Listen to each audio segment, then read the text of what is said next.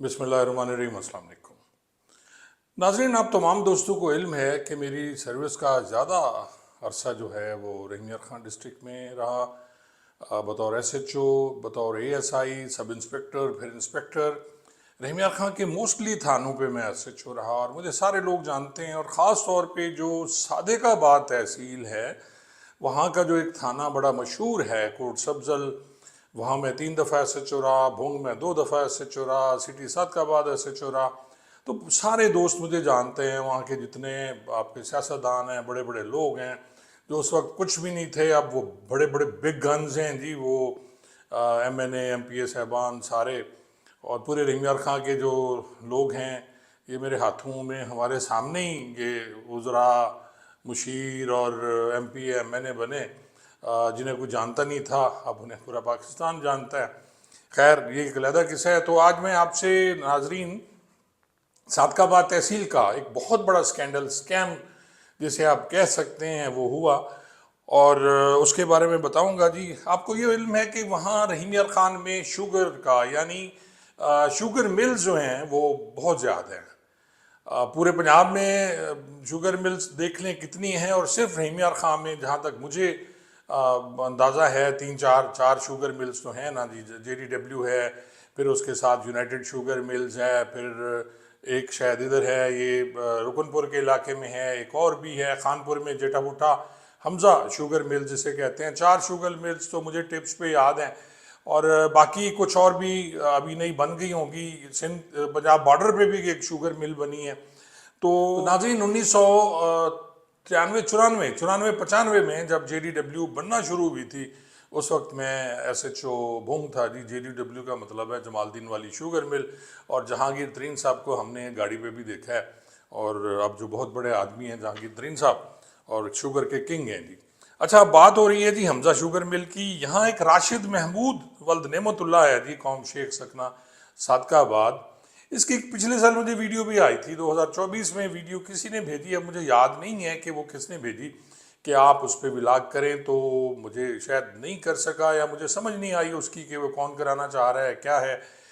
लेकिन वो एक शख्स जो रो रहा है और कह रहा है जी कि मैंने खुदकुशी कर लेनी है और मेरे साथ धोखा किया है शुगर मिल वालों ने, और अब जो कर्जदार, जो कर्ज खा, यानी पीछे जो उनसे लेने वाले पैसे हैं, वो उसके पीछे भाग रहे हैं, और उसकी हालत बड़ी ख़राब थी। और वो शख्स था जी राशिद महमूद।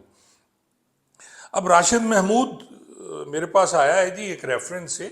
तो बड़ी अजीब गरीब कहानी है यार राशिद महमूद की। एक तो उसके साथ धोखा हुआ, बकौल उसके कि जी हमजा शुगर मिल वालों ने 1 अरब रुपए का उसके साथ धोखा किया, और ये उनके साथ चीनी का कारोबार करता था, और 2022 में भी ये कारोबार करता रहा, 2010 से वैसे ये काम कर रहा है। और 23 में वो कहता है जी कि मेरा इनसे कमीशन तय हुआ था 30 रुपये के हिसाब से पर बोरी, और मैंने कोई 1 अरब से ज़्यादा इनको पैसे दिए कि हमारी आपने चीनी रख लेनी है। जैसे ही होता है जी पैसे दे दे, वो चीनी लेता कोई नहीं है, वो वहीं से सौदे हो जाते हैं या उठाते हैं, या वहीं से वो प्रॉफिट ले लिया जाता है। और बहुत से लोग ऐसे हैं जो यही काम करते हैं कि लोगों के पैसे उसमें वो लगा देते हैं, और जब प्रॉफिट आता है तो अपना प्रॉफिट रख के लोगों का प्रॉफिट दे दिया जाता है। तो इस तरह 30 रुपये जो उनका कमीशन था, उस पर इनकी लड़ाई होगी, और हमजा शुगर मिल के जो ऑनर है जी, जो मालिक हैं, उन्होंने मुबैना तौर पर कहा जी जो करना है कर ले, तू साडा दौड़ जा। अब ये बेचारा वहाँ से आया और इसे कुछ समझ कोई नहीं आई। अप्रैल में फिर इसने पैसे देने थे, तो वो चढ़ गए लोग पीछे सादकाबाद के, जिसके इसने पैसे देने थे, तो ये फिर वहाँ से भाग गया। अब इसकी स्टोरी अब सुन लें, इसकी एक वीडियो मैंने बना ली है ताकि एहतियातन ये ना हो लोग कहें कि जी आप गलत बयानी से काम कर रहे हैं। तो ये सुनिए वीडियो, उसके बाद फिर मैं आपसे बात करता हूँ। मैं सादकाबाद का रहायशी हूँ, शुगर का बिज़नेस करता हूँ, ब्रोकरी करता था। तो मैं 2010 से काम कर रहा हूँ। 2022 में मैंने हमजा शुगर मिल के साथ अपना बिज़नेस स्टार्ट किया, तो मेरा उनके साथ काम चलता रहा। 2024 में मुझे मिल ने धोखा दिया, उसी वजह से मेरे पैसे मिल वाले ने रोक लिए, जिस वजह से लोग मुझे ट्रेड करना शुरू कर दिया। मैंने मिल वाले के पास काफ़ी दफ़ा गया, मिन्नतें की, लेकिन मिल वाले ने कुछ नहीं मेरी बात सुनी। तो इस दौरान फिर मैं परेशानी की हालत में कुछ अर्सा के लिए साइड पे हुआ, तो लोगों ने मेरे ऊपर फ्रॉड के इल्ज़ाम लगा के नैब में दरखास्तें शुरू कर दी। तो मैं जब अपने सादकाबाद से गया तो मैं कराची गया, उनके मेरे अजीज़ हैं, उनके दोस्त थे, असद साहब हैं, तो उन्होंने आतिफ नाम का बंदा है इस्लामाबाद का, तो उनके साथ जो रब्ता किया, उन्होंने मुझे कहा कि आप आ जाएं, आपका मसला हल हो जाएगा। मेरे पार्टनर और अजीज़ हैं वो, उनके सोर्सेज बहुत ज़्यादा हैं, आपका मसला हल हो जाएगा। 5 जून को नैब हमारे घर में रिट करती है, तो उस दौरान मैंने आतिफ साहब को बोला कि नैब वालों ने हमारी दुकानें सील कर दी और हमारे घर रिट की है और हमारे रिकॉर्ड उठा के ले गए हैं। तो उन्होंने शौकत फरोज से रब्ता किया, उन्होंने कहा कि आप मेरे जो इनके पार्टनर और कज़न भी हैं साहिवाल के DIG जेल जाते हैं, तो उन्होंने आतिफ ने उनके साथ रब्ता किया। उसके बाद उन्होंने कहा कि आप आ जाएं, फिर हम उधर चले जाते हैं साहिवाल में। ठीक है, साहिवाल में जाते हैं तो उनके साथ बातचीत होती है, उनको सारी बात हकीकत बताते हैं, तो वो उन्होंने कहा कि कोई मसला नहीं है। नुमान असलम साहब मेरे भाइयों की तरह हैं, वो मुल्तान में DG लगे हुए हैं, तो आपका मसला हल हो जाएगा, आप परेशान नहीं हो। फिर उन्होंने हमने कहा चलें आप मेहरबानी करें सर, हम पहले परेशान हैं, आप हमारा मसला हल करवाएं। तो उन्होंने हमें शौकत फरोज साहब ने नुमान असलम से बात की कि ये इसी तरह का, ये इनका कोई हमारे दोस्त हैं, उनका शुगर का कोई इशू है। तो उन्होंने कहा कि इन 3 भाइयों के ऊपर ये शुगर का मसला चल रहा है, लोगों ने दरख्वास्तें दी हैं, कोई 20-25 अरब रुपए के करीब लोगों ने दरख्वास्तें दी हैं। तो उन्होंने कहा कि आपका काम हो जाएगा, लेकिन आपको 10 करोड़ रुपया लगेगा। नुमान असलम साहब ने शौकत फरोज साहब को बोला, शौकत फरोज साहब ने मुझे बोला कि 10 करोड़ रुपया लगेगा। मैं परेशान हो गया, मैंने कहा नहीं, हम इतना अफोर्ड नहीं कर सकते, हम पहले ही धोखे से हमारे साथ फ्रॉड हुआ है, अब हम मज़ीद क्या कर सकते हैं, हमारे पास इतने कहते। उन्होंने कहा कि आपका मसला बहुत बड़ा है, अगर आप नहीं करेंगे तो आपका जो है सारा मामला FIA के अंदर चला जाएगा, जिससे आपके ख़ानदान को उठा लिया जाएगा, फिर आप सारी ज़िंदगी पछताएंगे। तो फिर उनके साथ मामला 8 करोड़ रुपए का जबरन उन्होंने हमारे साथ, मतलब कि मैंने जो है फ़ैसला किया उनको देने का।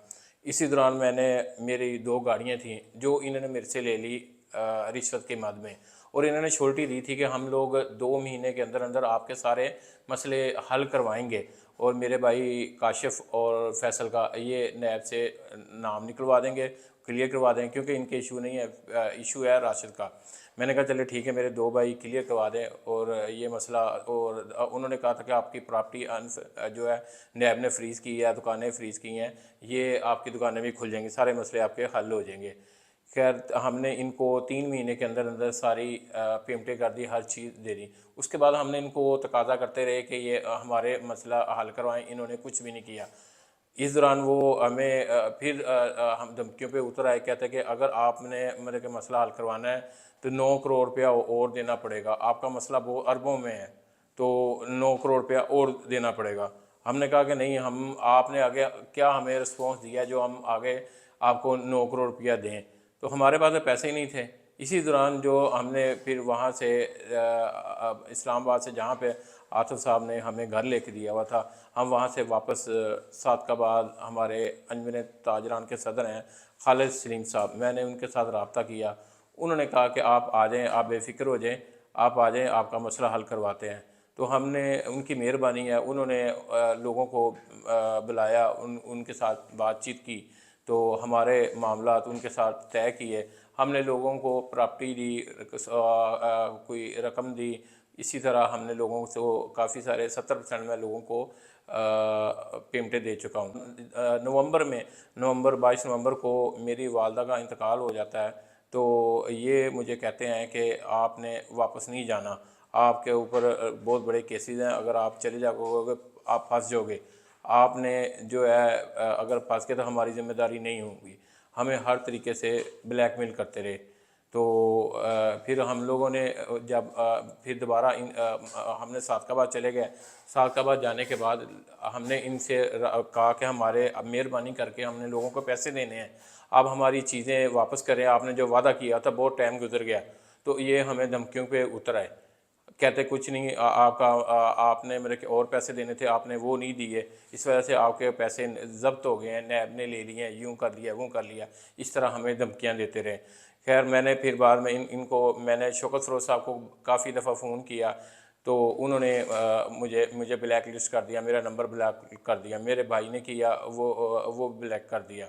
तो उसके बाद फिर मैं आतिफ को फ़ोन करता रहा, उन्होंने भी मुझे कोई रिस्पांस नहीं दिया। फिर मैंने एंटी करप्शन में दरख्वास्त दी, तो उन्होंने मुझे उल्टा मेरे ऊपर झूठी FIA करवा के मुझे ज़बरदस्ती 3 मार्च को मेरे ऊपर FIR होती है झूठी, तो 6 मार्च को ये मुझे ज़बरदस्ती उठा के ले जाते हैं, जिस तरह मैं बहुत बड़ा दहशतगर्द होता हूँ। तो इन्होंने मेरे साथ जुल्म किया। तो उसके बाद जो है मैंने मेरे भाई ने अब सादकाबाद के कोई दोस्त थे, उनके साथ रब्ता करके, सियासतदान थे, उनके साथ रब्ता किया, तो पता चला कि ये FIR जो दी है नुमान असलम DG जो इस वक्त कोटा तैनात हैं, उन्होंने दी है। तो मेरे भाई ने अपने सोर्सेज के ज़रिए RPO के साथ बात की, तो उन्होंने कहा कि ये पर्चा जो है नुमान असलम ने दिया है। तो मुझे फिर मियाँ वाली में ले जाते हैं, वहाँ पे मेरी इंक्वायरी होती है, DPO साहब और SHO साहब सारे बैठे होते हैं, उन्होंने मेरी इंक्वायरी की है। उसके बाद जो है मुझे वो वापस भेज देते हैं। मैंने उनको कहा कि उन्होंने मेरे ऊपर जब मैंने अपनी पेमेंट का तकाजा किया, तो उन्होंने कहा कि आपने 8 करोड़ की हमारे साथ मुर्गियाँ ली हैं। आतिफ का कंट्रोल शर्त था, जबकि मैं तो खुद मेरा अपना बिज़नेस था, तो मैं तो इनके पास रहता था, मैंने कोई बिज़नेस नहीं किया था। ये ड्रामेबाजी झूठी जहरी चीज़ें बना के मेरे ऊपर ये मेरे रकम जब्त कर गए। नाज़रीन, आपने वीडियो सुन ली जिसमें वो इल्ज़ाम लगा रहा है मुबैना तौर पर एक DAG साहब पे जी, और उनके जो दोस्त हैं या उनके कज़न हैं जी, उन पे भी ये इल्ज़ाम लगा रहा है। आतिफ अमान है और ये DAG है जी शौकत फ़िरोज़ साहब, और शौकत फ़िरोज़ जो हैं ये DAG जेल खाना जात साहिवाल हैं। नाज़रीन, ये स्टोरी उसने जो सुनाई है, मैं थोड़ा सा डिफरेंट और सबूत के साथ अब आपको सुनाऊंगा कि जी ये क्या हुआ। जैसा कि मैं पहले अर्ज़ कर चुका हूँ कि इसके पीछे लोग पड़ गए थे, फिर ये वहाँ से भागा, ये अपनी स्टोरी में सुना भी चुका है आपको। और भागने के बाद फिर ये जाता है जी, ये चढ़ जाता है इनके जो अजीज़ हैं, दोस्त हैं जी जुहेब साहब, उनके थ्रू ये असद न्याजी से मिलता है। असद न्याजी के आगे दोस्त होते हैं कुछ ये आतिफ अमान साहब। आतिफ अमान साहब से इनका रब्ता होता है और आतिफ अमान इसको लेके इस्लामाबाद आ जाता है, वहाँ घर लेके देता है इनको, अपने पैसों से नहीं, इसके पैसों से 7 लाख एडवांस लेके। लेकिन सारा जो एग्रीमेंट जो भी होता है, किरायानामा, वो अपने नाम कराते हैं। अच्छा, इनका कोई बिजनेस भी है वहाँ, कोई पोल्ट्री का बिजनेस भी है, ये जो अमान साहब हैं, आतिफ अमान जी। अब ये इनको फिर लेके जाते हैं जी, बकौल इसके जो ये इसमें हैं राशिद महमूद के जी, ये जो शौकत फ़िरोज़ साहब हैं, इनके पास लेके जाते हैं साहिवाल में, जेल, जहाँ वो जेल में उनका ऑफिस है, वहाँ इनकी मुलाकात होती है। और इनके पास सारी कुछ है, सबूत हैं इनके पास, बहुत से सबूत हैं, जिनमें से कुछ सबूत मैं आपको दिखा भी दूंगा। चले जी, वहाँ इनकी पे डन होता है। ये कहते हैं जी कि 10 करोड़ रुपया लगेगा, मैं नैब से आपकी जान छुड़ा दूंगा, क्योंकि इसी दौरान नैब का रेड हो जाता है जून में, और वहाँ जो है वहाँ उसका सारा वो कर दिया जाता है, उसका अकाउंट सीज हो जाते हैं, उनके बिजनेस, उनका घर से वो सारा वो जो होता है जी कंप्यूटर वगैरह, जो सामान नैब को चाहिए वो भी उठा के ले जाते हैं। अब शौकत जो हैं जी, शौकत फ़िरोज़ साहब, इनसे तय करते हैं, ये टोटल कोई 8 करोड़ में इनका सौदा हो जाता है कि 8 करोड़ में तुम्हारी हम जान छुड़ा देंगे, तुम आराम से बैठो इस्लामाबाद में, सारा काम हम करेंगे। अच्छा नाज़रीन, अब उसमें से जो 8 करोड़ है, उसमें से 1.5 करोड़ में 2 गाड़ियाँ, एक किया स्पोर्टेज है जी 2022 मॉडल, और एक टोयोटा क्रॉस है कोई जी, इसका नंबर है 307 BYC, और 2024 मॉडल है, और किया का नंबर भी है जी 7321 BH, कराची का नंबर है। किया स्पोर्टेज 2022, ये दोनों इनके नाम थी जी, वो उन्होंने अपने पास रख ली। अच्छा नाजरीन, जो पेमेंट का मूड बनता है इनका, वो इस तरह बनता है, जो डिसाइड होता है उसमें कोई 1 करोड़ रुपया नकद है, जिसमें 50 लाख एक है, 30 लाख और 20 लाख और। ये वो बताते हैं कि जी जिस जगह दिए गए, ये 50 लाख इन्होंने दरिया खान में दिए, दरिया खान में एक फंक्शन था वहाँ दिए, 30 लाख इन्होंने फिर साहिवाल में दिए जिस दिन ये उनसे मिलने गए थे, 50 लाख उसके बाद दिए थे और 20 लाख फिर उन्होंने कोई होटल है जी लाहौर का वहाँ दिए शौकत फिरोज साहब को, और 1.5 करोड़ में गाड़ी हो गई। इस तरह कोई 2.5 करोड़ तो ये हो गया। जो बाकी पेमेंट हुई, क्योंकि बहुत सख्त ऑर्डर से जी कि जी आपके पीछे नैब लगी हुई है। और एक जो यहाँ आ रहा है जी, नमान साहब का नाम आ रहा है, जो जिसका जिक्र कर रहे हैं, जो डीजी नैब हैं, कुछ मुल्तान में थे, उनका नाम भी आ रहा है। तो आप देखें कि ये पेमेंट, ये जो उसने बनाई है, ये उसकी बैंक स्टेटमेंट है जी सारी, और ये उसकी पूरी ट्रांजैक्शंस की डिटेल है कि कब और पैसे कहाँ कहाँ गए।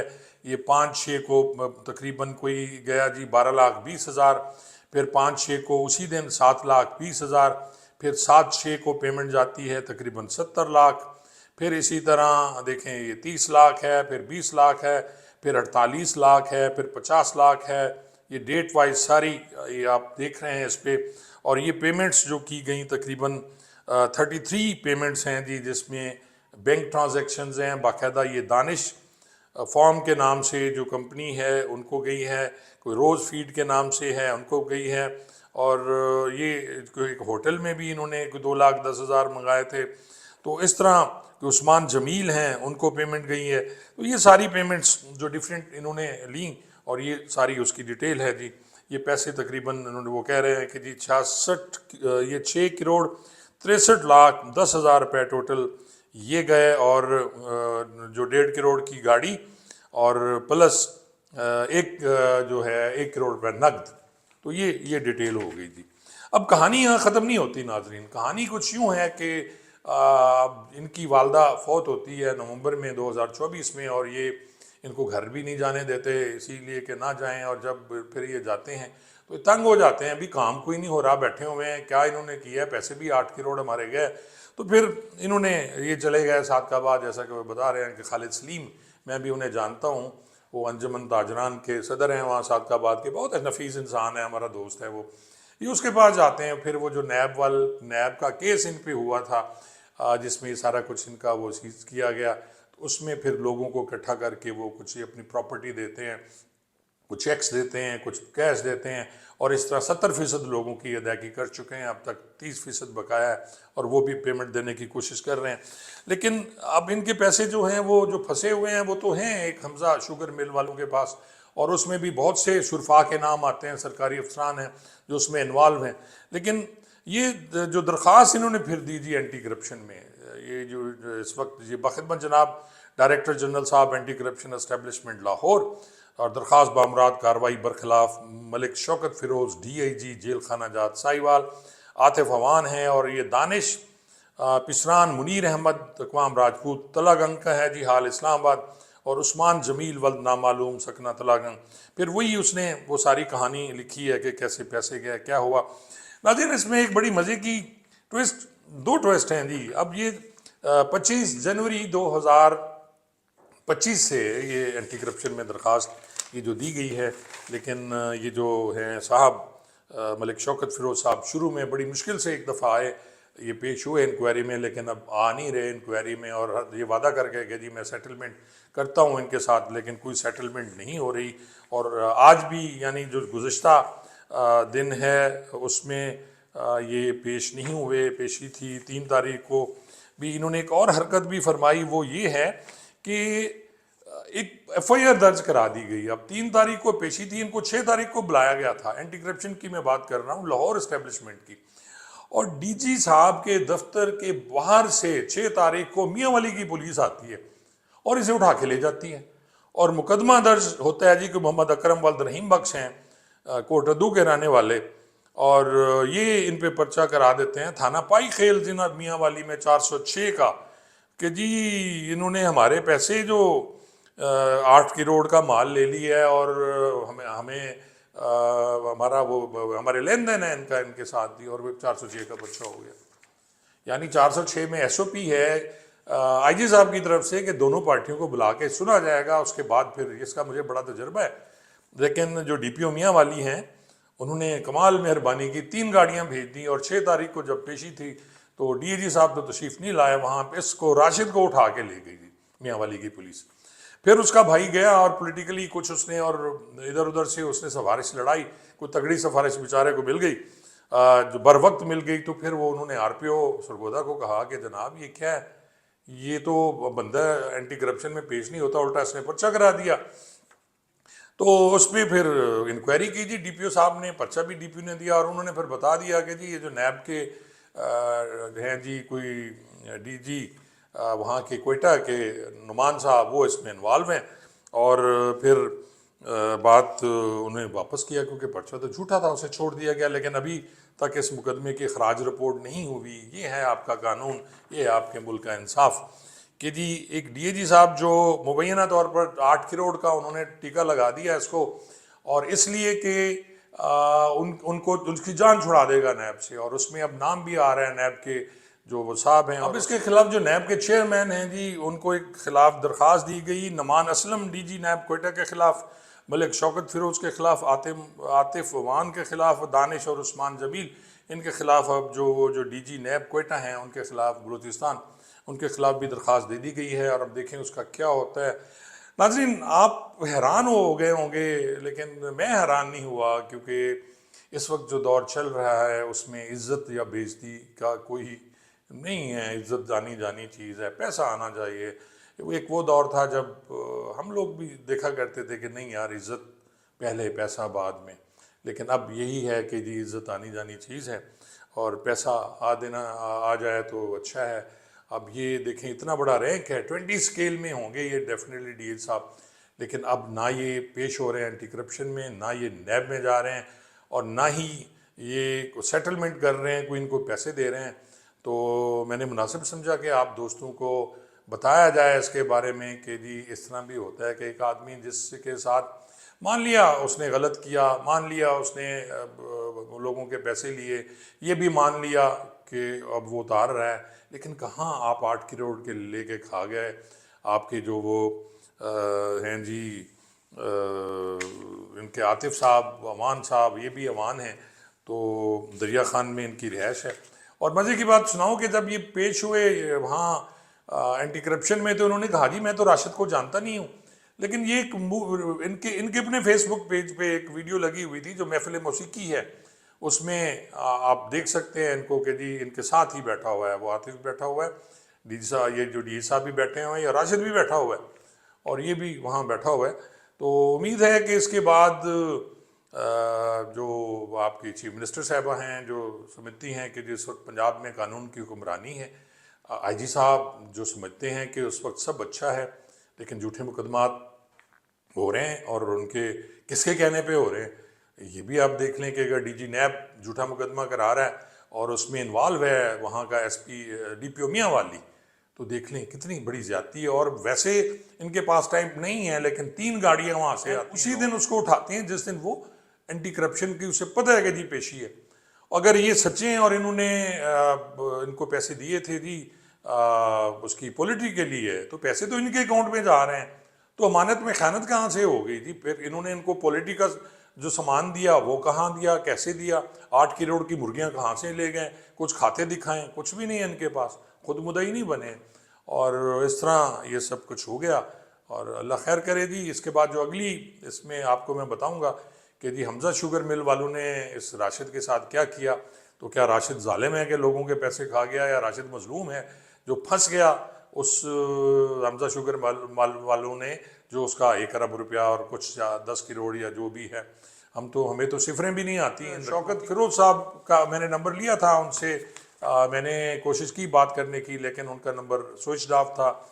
वो नंबर भी मैं आपको बता देता हूँ कि जिस नंबर पे मैंने कॉल की, लेकिन प्रॉब्लम ये है कि शायद ये उनका नंबर है। वो ये जो कहता था जी फेस टाइम पे अक्सर वो बात करना पसंद करते हैं। ये 032280808088 नंबर है जी शौकत फिरोज साहब का। इसमें मैंने की लेकिन स्विच ऑफ था, इन पे बात नहीं हो सकी। अगर ये मुझसे बात करना चाहें तो मेरा नंबर 0300868990 है, ये मुझसे बात कर सकते हैं। और मैं अगर ये समझते हैं कि ये हक में हैं और इनके साथ ज्यादती हो रही है, तो फिर मैं इनका वर्जन भी आपको बता दूंगा जी। बहुत बहुत शुक्रिया।